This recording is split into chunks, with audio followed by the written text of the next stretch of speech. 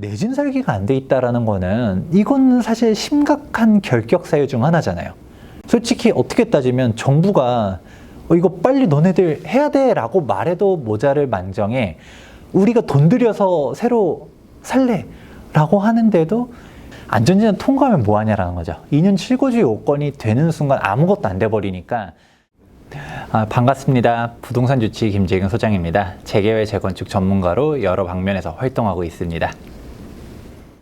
이 내용 자체가 어떤 내용이냐, 재건축 조합 같은 경우는 추후에 이제 조합 설립 인가가 나면, 정확하게는 이제 도정법이 개정된 이후로 조합 설립 인가 나는 조합 같은 경우는 분양 신청하기 전까지 2년 7거주 요건을 미충족했다라고 하면 현금 청산을 시켜버리겠다라는 게 핵심 내용이었었던 것이죠. 그러면 아마 기자님도 잘 아시겠지만 이제 강남권역에 있는 재건축 단지들 막 이제 조사에서 나오는 기사들 참고해 보면 실거주 비율이 30%밖에 안 되는 단지들도 정말 많거든요. 그러면 기존에 아무런 규제도 없었을 때 75% 동의를 모으는 것도 쉽지 않았었는데, 그러면 내가 뭐 실거주 뭐 하기 싫다, 예를 들어 좀 오래된 집에 살기 싫다 이걸 떠나서 물리적으로 실거주가 안 되는 사람들도 분명 존재하잖아요. 내가 직장이 지방에 있다라든가 뭐 그런 식으로 해서 실거주가 안 되는 사람들 같은 경우는 이게 조합설립 인가가 나버리면 나는 현금 청산 당할 수 있는데 이게 동의를 하겠냐라는 게 가장 큰 문제점으로 나타나게 됐습니다. 그래서 이 2년 실거주 요건이 성립돼버리는 순간 사실상 재건축은 이 법이 폐기 처분되기 전까지는 불가능하다라는 게 중론이었고요. 그렇다 보니까 이 2년 실거주 요건을 피하기 위해서 지금 압구정이라든지 동부이천동이라든지 막 빠르게 조합설립 인가 하자마자 쫙 가면서 너도 나도 조합 설립 인가가 난 트리거가 된 게 이 2년 실거주 요건이었었는데, 그런데 얘가 원래 정부 발표는 2020년도 12월 달에 개정 목표였거든요. 근데 12월 개정이 실패했고요. 3월 달에 개정한다 했는데 3월 달에도 못했고요. 그냥 6월 달도 못하고 이러다 보니까, 그렇다 보니까 6.17 부동산 대책이 발표되고서 1년이 넘도록 지지부진했었던 거잖아요. 그러다가 결국 2년 실거주 요건 자체를 그냥 백지화하겠다라고 하면서 발표가 됐었던 것이죠.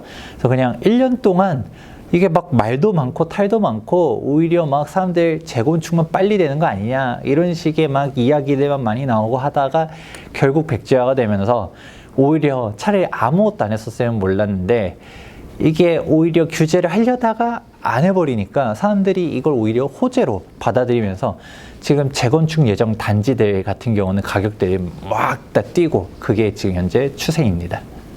왜냐하면 이게 언제 규제가 생길지는 몰랐었지만 그래도 뭐 언젠가는 통과된다라고 했었을 때 지금 안전진단도 통과 못한 단지들 있잖아요. 걔네들은 사실 정답이 없었거든요.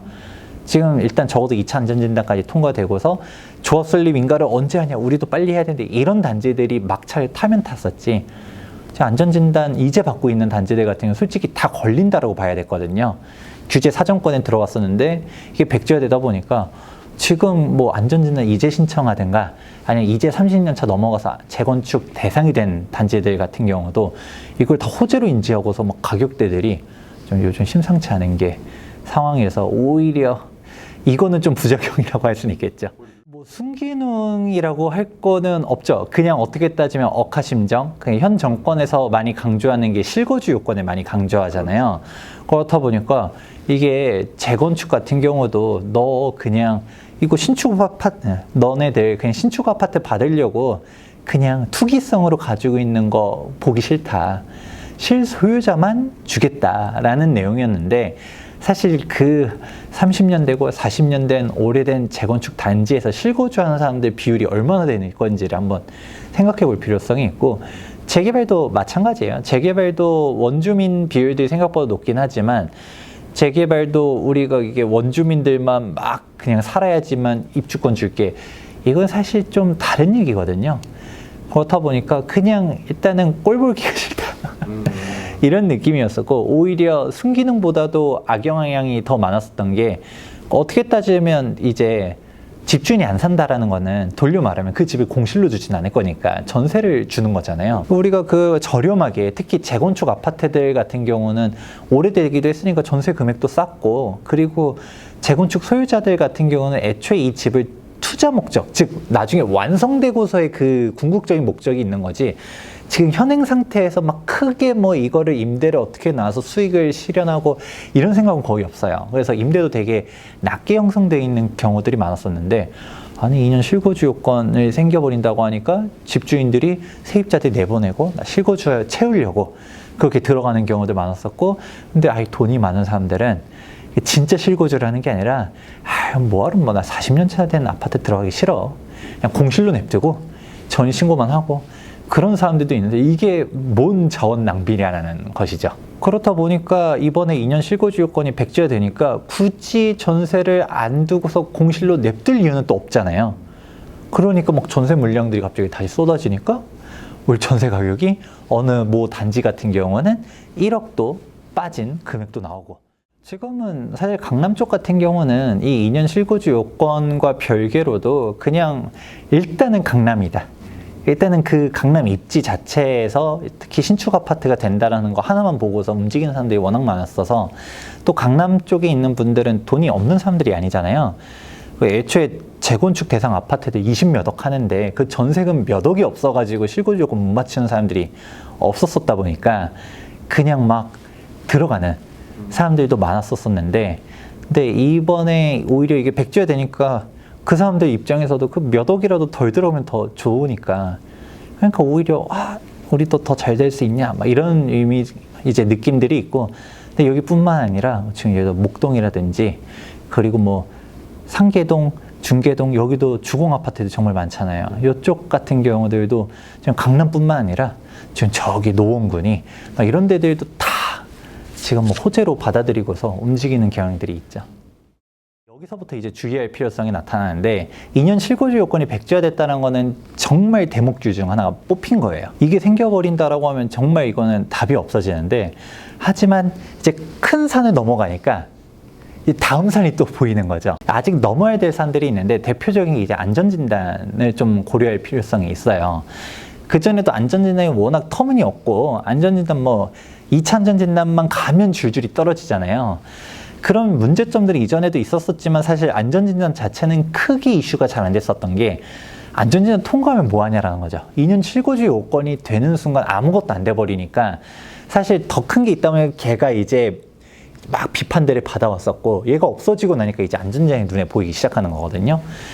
아마 요즘 기사들 검색하다 보면 2차 안전진단만 갔다 하면 다 떨어지는 거 보셨을 거예요. 이게 안전진단이 이제 도정법 자체에서도 좀 문제가 있거든요. 도정법을 보게 되면 애초에 2차 안전진단을 할 수 있는 대상이 딱 두 군데밖에 없어요. 한 군데는 어디냐면 한국건설기술연구원이랑 그리고 국토안전관리원, 이렇게 두 곳이 있게 되는데, 얘네 두 기관의 특징이 정출연이죠. 그렇다 보니까 사실 정부의 입김을 안 받을 수가 없죠.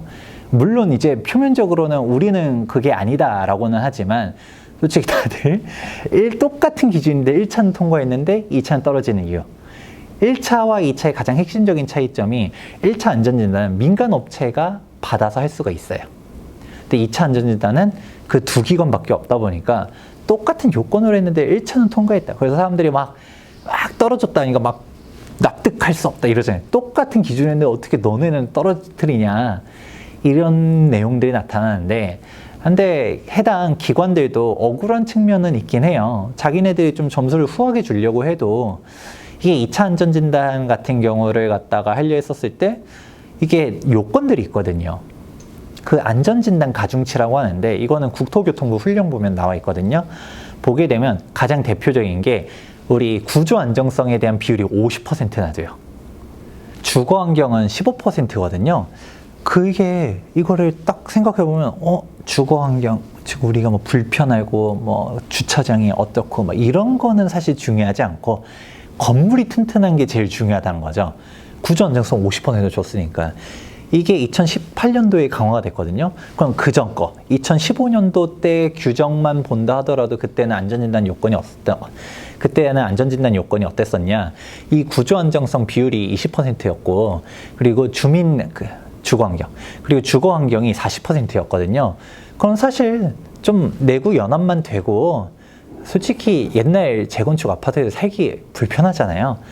좀 주민들 살기 불편하고 하면 어지간해서는 그냥 다 사실상의 요식행위로도 다 통과를 시켜주다가 안전진단이 엄청 까다로워진 거죠.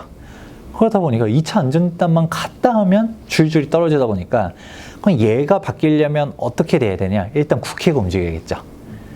원래 이 2차 안전진단이라는 것 자체가 원래는 없었던 규정이에요.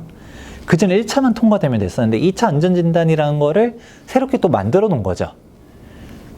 왜냐? 안전진단 통과해주기 싫으니까. 2차 안전진단 만들었는데 그럼 이거 도정법을 바꾸려면 국회가 움직여야 되는 게 첫 번째. 근데 국회가 움직이려면 솔직히 힘들잖아요. 그러니까 조금 더 현실적인 거는 나중에 정권이 바뀌었다. 그랬을 때 좀 재건축에 대한 완화적인 스탠스를 취하려고 하면 이 안전진단 가중치는 국토교통부 훈령이다 보니까 국토부가 마음만 먹으면 다시 바꿀 수는 있어요. 그래서 이 안전진단이 어느 정도 해결이 되어야지 이제 좀 갈 수가 있는데 그 얘기를 왜 이야기를 하느냐. 지금 현재 제가 이거 호재다. 솔직히 호재인 건 맞아요. 제가 그전에는 재건축 투자라는 얘기를 안 했었거든요. 대못 규제가 예상되기 때문에. 그쵸. 왜냐면 솔직히 이 법안이 없어질 거라고는 생각도 못 했었던 게 현재까지 정권에서 부동산 대책으로서 발표한 내용들 중에서 시간이 지연돼서 원래 개정하려 했었던 것보다 몇 달 늘어지는 경우들은 있었어도 하려던 걸 안 한 경우들은 없었거든요. 그렇죠. 한 달 해놓고 안 한 건 없었습니다. 그렇죠. 그게 아무리 사람들이 비판을 많이 했었고 그 임대차 3법 같은 경우는 얼마나 말이 많았어요. 그래도 그냥 180석의 힘으로 다 했잖아요. 그랬는데 이번 백지화 자체는 표면적인 거는 이제 야당의 반대가 있긴 하지만 그동안 야당이 찬성한 거는 제 기억엔 없었거든요. 아무튼 그렇게 하고 있었었는데 그렇다 보니까 이거를 백지화했다 해서 사람들이 호재다 해서 일단 재건축을 보는 거는 저는 이제 오케이. 하지만 이게 청사진대로 가지는 어렵다. 우리가 안전진단 지금 1차 안전진단 통과된 단지 되게 많아요. 근데 이게 2차 안전진단에서 줄줄이 떨어질 예정이거든요. 실제로 지금 2차 안전진단 뚜껑 열면 다 떨어지고 있고 그게 현실을 알아야 된다. 왜냐? 법에서 막고 있고 그리고 국토교통부에서 막고 있고 이런 사항들을 인지하고서 들어가는 거는 내가 리스크 알고 들어가는 거는 괜찮잖아요. 근데 사실 이런 얘기를 아무도 안 해요. 그냥 재건축 거래하는 부동산 사장님이라든지 이거 투자하라고 말하는 전문가가 있다라고 하면 그분들은 안 좋은 얘기를 할 이유가 없잖아요. 그러니까 이거 사람들이 그냥 잘 모르고 1차 안전진단 통과됐으니까 똑같은 요건으로 2차 안전진단 가니까 우리 된다 하는데 떨어지면 또 실망 매물들 나오고 이거를 일단은 좀 길게 보셔야 된다. 일단 재개발, 재건축 둘 다 조합 설립 인가로부터 준공까지 빠르면 8년, 좀 하다 보면 10년이거든요. 근데 지금 조합 설립도 전에 안전진단 자체 통과되냐 안 되냐를 보면 솔직히 지금 이제 내가 재건축 들어간다. 목동이라든지 상계동, 중계동이라든지 강남이라든지 들어간다. 그 완공까지 그냥 최소 15년은 보고 들어간다. 라는 거는 인지하고 들어가셔야지 그냥 일명 묻지마식 투자는 금물이다. 라고 말해드리고 싶습니다. 이게 참 넌센스이긴 해요. 이게 떨어져도 뭐라고 말하기가 뭐한 게 너네 아직 튼튼하다. 이거잖아요. 우리가 외국에서도 맨날 외국 봐라 라고 하는 게 외국은 철근 콘크리트조로 이렇게 해놨으면 이게 100년 이상 가는데 30년만 되면 부시려고 그러냐 이런 비판들도 많잖아요 실제로. 그리고 아직 안전진단 보니까 튼튼한데 뭘 또 부셔 이거 자원 낭비다 라고 말하는 비판들도 분명 존재하는 건 사실이에요.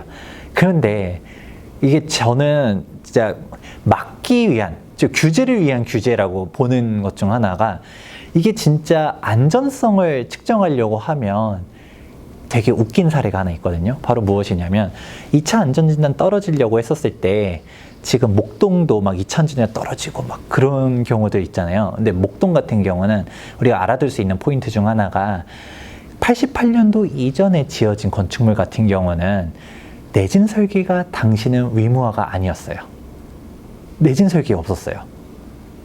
그 말은 뭐예요? 건물은 튼튼하긴 한데 내진 설계가 안 돼 있어요. 그러면 우리나라도 요즘 근 몇 년 사이에 이슈가 많이 되고 있잖아요. 우리나라도 지진 안전지대가 아니다.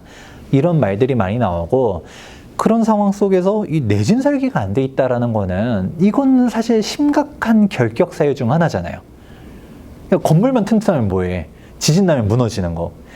그렇게 되는데 그럼 이거는 좀 감안해 줘야 되는 거 아니냐. 내진 설계 안 돼 있는 건축물들 같은 경우는 솔직히 어떻게 따지면 정부가 이거 빨리 너네들 해야 돼 라고 말해도 모자를 만정에 우리가 돈 들여서 새로 살래 라고 하는데도 아직 건물 안 무너지니까 괜찮아 라는 게 앞뒤가 안 맞다라는 거죠. 그래서 지금 이게 목동이라든지 상계동, 중계동 뭐 이런 애들은 다 내진 설계가 돼 있지 않아요. 그럼 사실 여기를 구조 안정성을 50% 좋아요. 그게 튼튼한데 부시는 건 자원 낭비라는 것까지는 오케이. 근데 내진 설계도 안 돼 있는 단지들까지도 발목 잡는 거는 이거는 사실 해주고 싶은 의지가 없다라고 저는 그렇게 판단됩니다. 이거 진짜 어디 건물 하나 무너져야 정신 차릴까? 지금 뭐 최근에 미국에서도 건물 무너지고 했잖아요. 그런데 그게 지진도 아니었었는데도 막 무너지는데 이게 뭐가 한번 사고가 터져야지 이렇게 하려나? 진짜 어디 막 지진이 날 그러려나? 막 이렇게 자주 섞인 이야기도 하거든요. 진짜 그러면 안 되는 거지만 어떻게 따지면 주민들은 불안해서 어떻게 살아요? 이게 아파트 되게 목동이라는 상계동 중계동 보면 층도 높거든요. 좀 더 길게 보면 제가 봤을 때 국회에서 도정법을 통과하는 건 솔직히 어렵다라고 보고 그러고 이제 국토교통부에서 이제 안전진단 가중치를 바꾸는 것도 그것도 일단은 정권이 바뀌어봐야 아는 거니까 뭐 그것도 좀 지켜봐야 되겠지만 근데 이런 비판들 할 때 이게 방금 얘기했었던 내진 설계 여부는 솔직히 모순이거든요. 안전을 그렇게 많이 생각한다면서 내진 설계 이건 말이 안 돼 라고 하면 약간 그 부분만 수용할 가능성은 좀 보수적으로 보면 걔네부터는 수용할 가능성도 없잖아 있다라고 보거든요. 그럼 내가 정말 안전진단 아직 통과 안 했는데 좀 현실적으로 보고 싶으면 아직 내진 설계가 없는 단지들 중심적으로 보는 게 조금이라도 더 현실적이지 않을까. 지금 하다못해 그 88년도 이전에 지은 애들도 건축물 자체로 보면 튼튼하다라고 하잖아요. 그러면 90년대 지은 애들은 사실 답이 없거든요. 그렇다 보니까 일단은 내가 현재 아직 2차 안전지는 통과된 애들까지 들어가기는 자금이라든지 아니면 내가 원하는 지역은 해당 단지들이 없다라고 하면 적어도 일단 좀 몇 년은 좀 기다릴 생각들은 하지만 그래도 아까 말했었던 목동이라든지 상계동, 중계동 88년도 전 이런 단지들 한번 생각해 보는 것도 일단은 나쁜 선택은 아니라고는 생각합니다.